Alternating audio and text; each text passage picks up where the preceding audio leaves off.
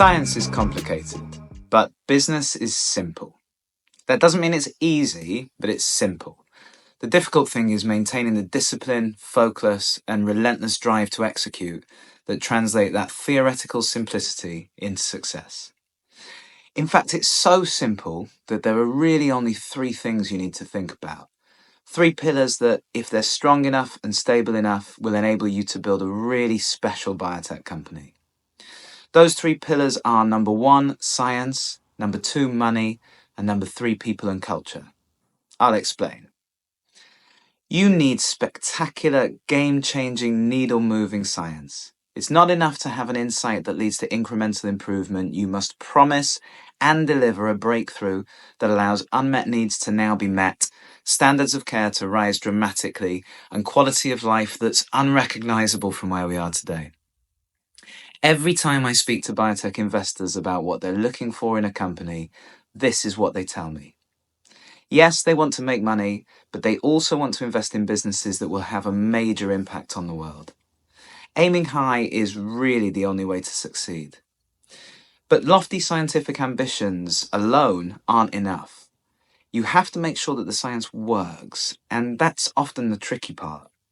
Biology is complicated, immunology even more so, and advanced therapies, well, we still haven't figured out how to deliver most of what they promise. Having a big idea is one thing, but actually turning that into a functioning medicine that's delivered to patients is what the science pillar is really about. Now, how much do you need to move the needle? Well, think CRISPR and how rapidly that technology has been adopted in labs around the world. mRNA vaccines and the dramatic pace at which they allowed us to battle COVID-19, stem cell treatments, regenerative medicine as a whole, and the application of AI to drug discovery by companies like Exscientia. Or maybe your science doesn't affect everyone in the world, but makes a huge difference to the people it's designed for. Vertex's drug portfolio for cystic fibrosis, Takhzyro for HAE, or Luxturna for inherited retinal dystrophy have transformed the lives of patients with these conditions. It's critical to aim high and make it work.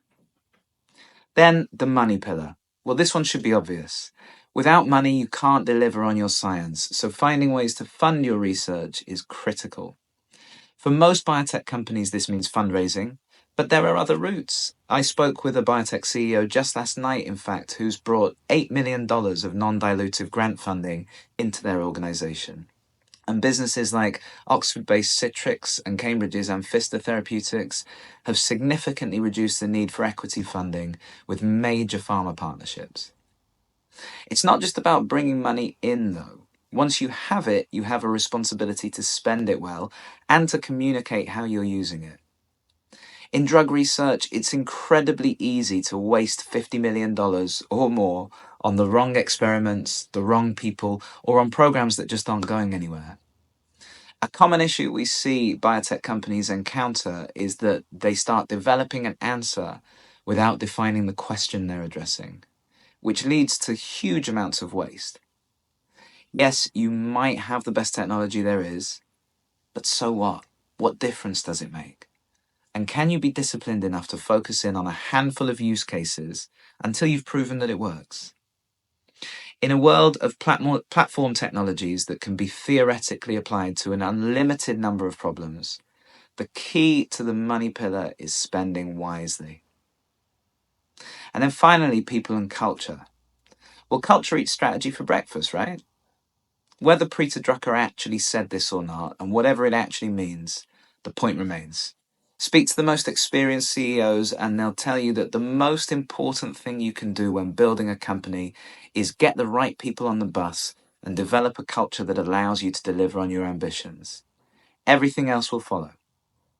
Even with the best intentions, however, biotech leaders often neglect this essential pillar in their companies. Science and money are so demanding, so time-consuming, and so all-encompassing that they force focus to shift away from people and culture. They're kind of like the attention-seeking children that prevent teachers from nurturing those in the class that really need their support. Especially early in the life of a company as well, culture is fragile. Whether you're intentional about it or not, a culture will develop in your company. And without deliberate attention, though, it may not be a positive one. In fact, the wrong culture will kill a company much faster than scientific failure or funding challenges. Because after all is taken into account, doesn't scientific success and effective fundraising actually depend on the people in your business and the culture you create?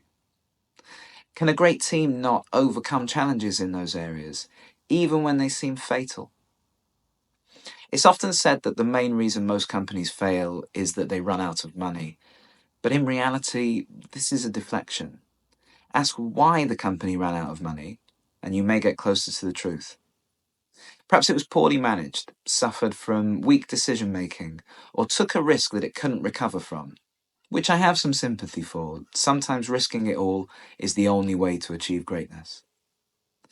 Or maybe the company couldn't attract the talent it needed, or they lost key people to competitors, or they just couldn't align and direct the great minds they had toward a common goal and motivate them to give it everything. These are all people and culture issues, not money issues. When science fails, as it inevitably does, we're still well over a 90% failure rate in drug development. Your chances of survival as a company depend on your people and your culture. There are plenty of stories about businesses that suffered major scientific setbacks, so severe that they threatened the existence of the organization, that then pivoted and became successful. I mentioned Vertex before. Their move into cystic fibrosis came only after their lead program failed at clinical trial, causing an existential crisis in the company.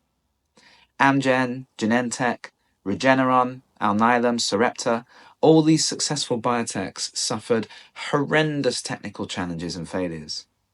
But it was the people they had around the table and the cultures they created that meant they not only survived, but went on to deliver medicines that changed the lives of patients. There are only 3 pillars to biotech success. Most of your competitors will neglect at least one of them and will fail as a result. Will you?